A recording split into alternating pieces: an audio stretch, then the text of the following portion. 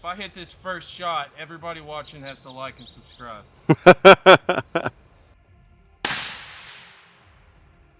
Oh. If I hit this second shot, everybody has to like and subscribe.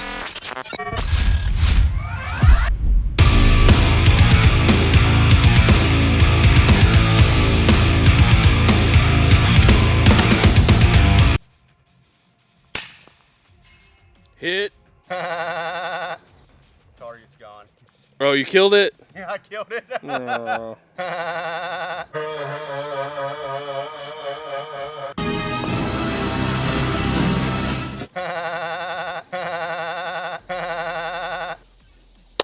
What is up, my felonious YouTube brethren? Back again with another delicious meme-packed video. And you're a jackass! And we're gonna be checking out old Grandpappy's rifle. We're gonna be looking at this new scope, looking at a new optic that's fixing to come out. It's not quite out yet, so we're doing some beta testing. The Gunnar Heimdall. Hyman? No, it's not a Hyman. Gunnar Heimdall. That's horrible. Gunnar Heimdall 6x24x50. It's their first entry into the high powered variable optic. So y'all have probably seen my video on the Odin 1-10, which is by far tried and true my favorite LPVO. So if you haven't seen that video, definitely go check it out. But yeah, this one is their entry into the, you know, long range stuff. So we're going to be taking some shots with the old 721 in the Lord's caliber, which is 30-06.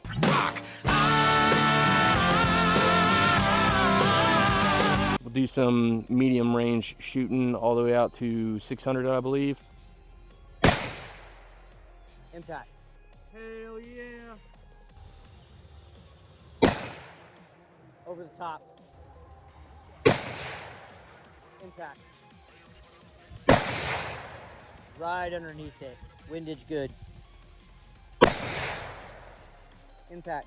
So a couple of quick specs: 6-24x50. First, focal plane reticle scope, which are pretty much the only way to go unless you're 60 years or older and you're using a lever action. We've got locking turrets, which is a must-have in my opinion for these type optics, and then adjustments for windage, elevation. It's got a standard Christmas tree type reticle on the inside. I'll see if I can get some footage of that.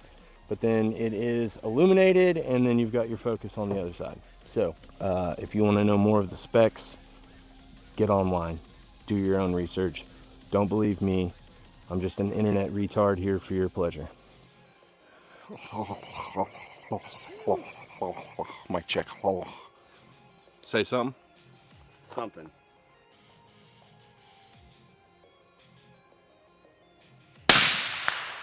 Hit.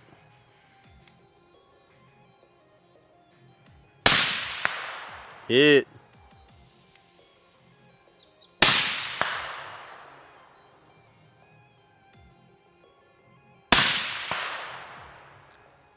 Definitely slaps.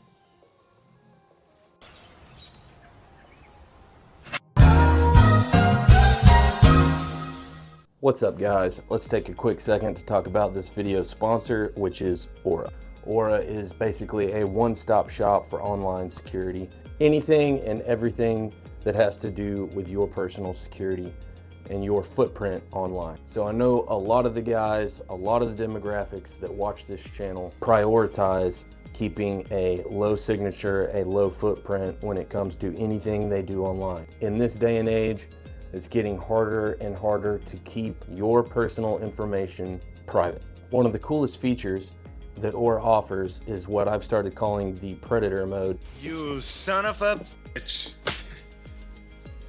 As you surf the web and do all your interweb things, whatever that may be, whether it's shopping, surfing, anything from Amazon to eBay, all the way to potentially dark web stuff. I don't know you, whatever you're into, you dirty little creep. Essentially, what Aura does is it is going hardcore in the background, and it is constantly searching for your privacy, your information that has been sold through data brokers or that has leaked through the cracks of the interwebs themselves. Obviously, if you want to use my code, it's in the description down below or here on the screen.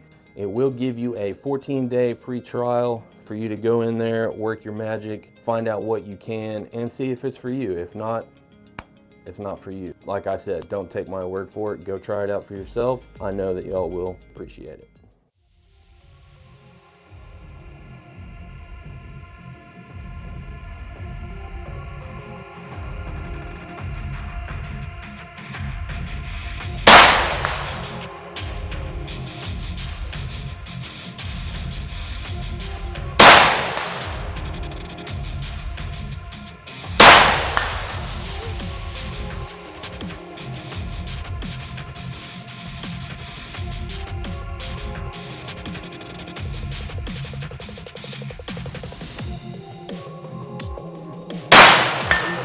Hit.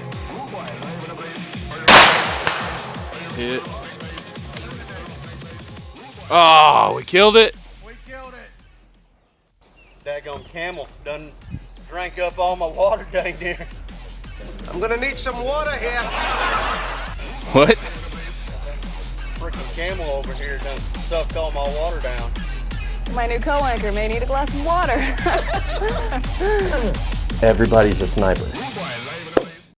I'm about ready to punch that time card. Do it.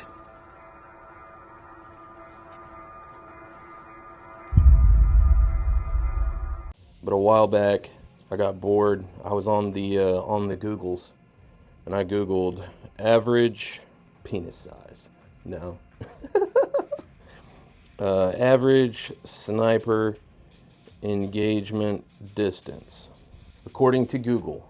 Now, this statistic is not overseas. This is, from my understanding, this is stateside.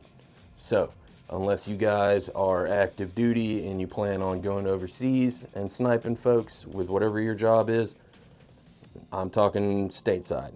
The average distance for a sniper shot, especially in law enforcement, is typically around 70 to 80 yards.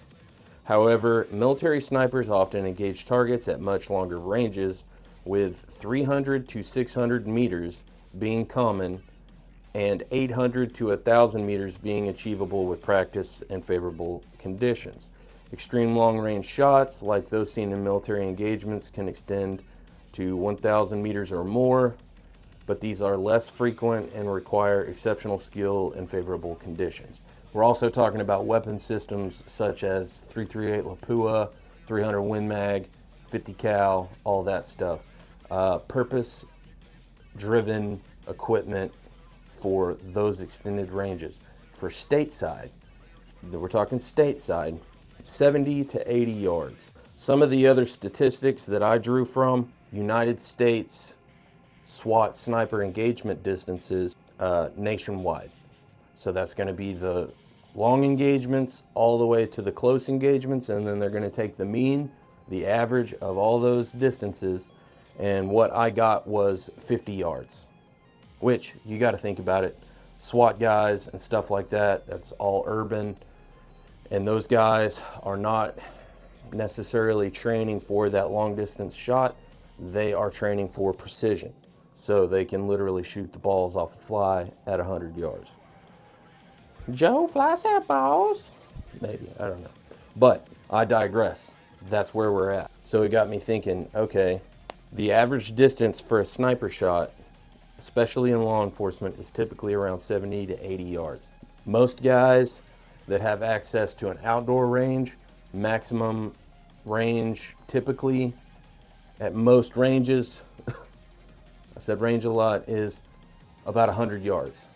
So guys that have access to 100 yards, if you have a bolt gun or a DMR type setup, stuff like that, stuff that is purpose driven for precision, then 100 yards is technically all you need to get super duper proficient to meet those stateside standards.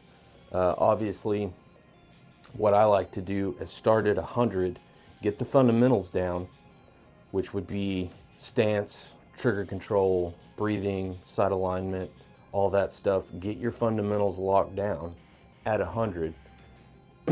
shoot some good groups, and then you can start stretching it out. Be careful though, not to go down the rabbit hole of chasing the minute. So I've definitely been one of them, and I've met quite a few guys that got into the precision long range game, and those guys are all about shooting the tightest group they can possibly get at every single distance they can get to. I used to be one of those guys. It gets expensive and it eventually just gets really boring, but the practicality of that is not really there. So Google says 70 to 80 yards is our standard, is our average. We're gonna push it to 100 yards just to make it even, a good number that we can remember. So 100 yards is our average. That's where our standard starts. What I like to do, and what you'll see in these clips throughout the video, is we take a 6-inch plate, which 6 inches is a different size for different people. We all know that. Don't act like it's not. But that looks like about 6 inches right there. Maybe.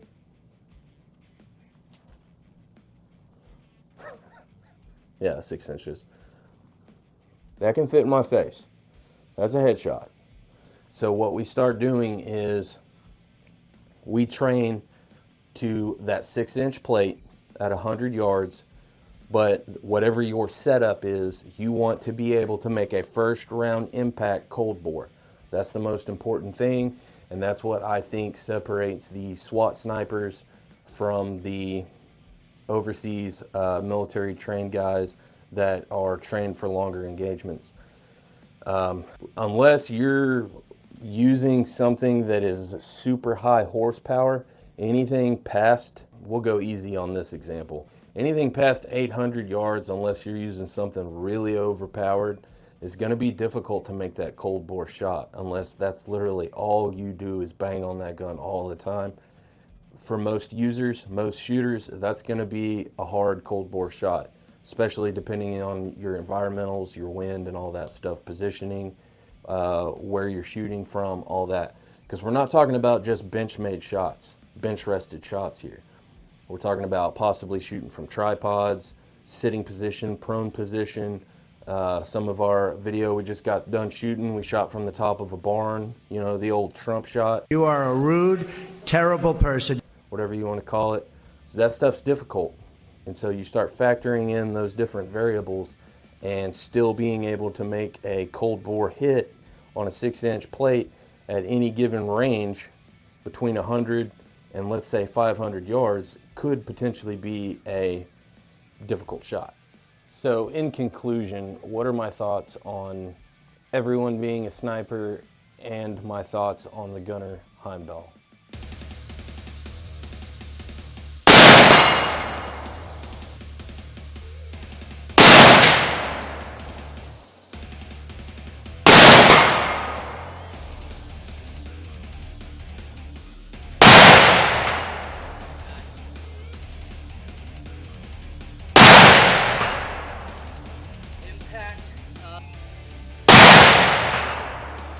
Touching the same spot.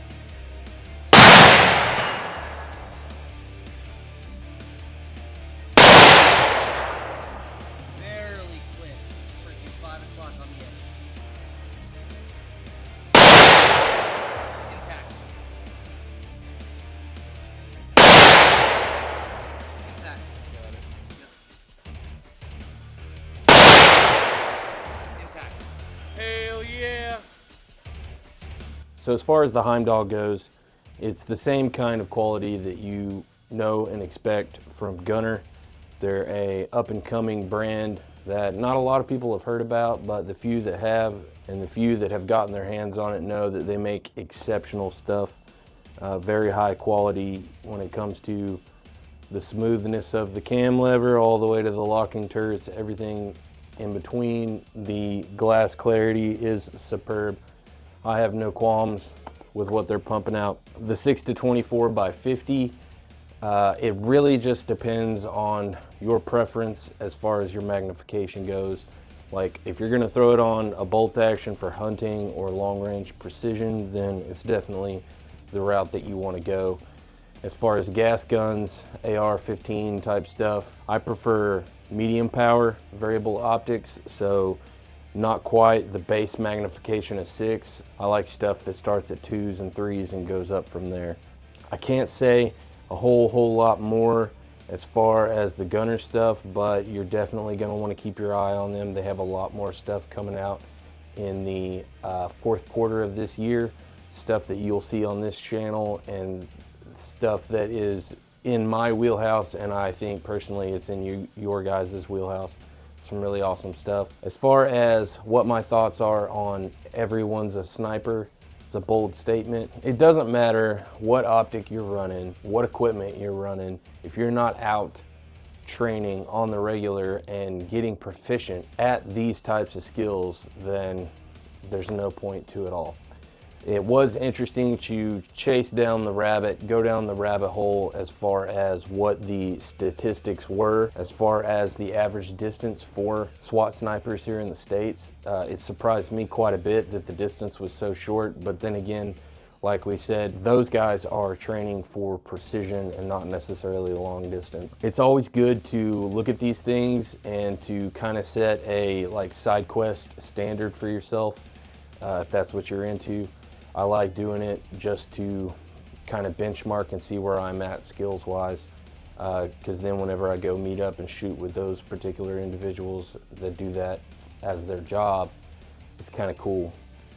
And that is one thing that we've always tried to push out on this channel, is that you don't have to be law enforcement and you don't have to be military to shoot as good as those guys. It just requires a lot of hard work and a lot of training, and you got to put forth the effort to get that good. So guys, I hope you enjoyed the video. Definitely get out there and train. I'm anxious for cooler weather so that we can do a lot more filming and a lot more shooting, a lot more hood rat stuff.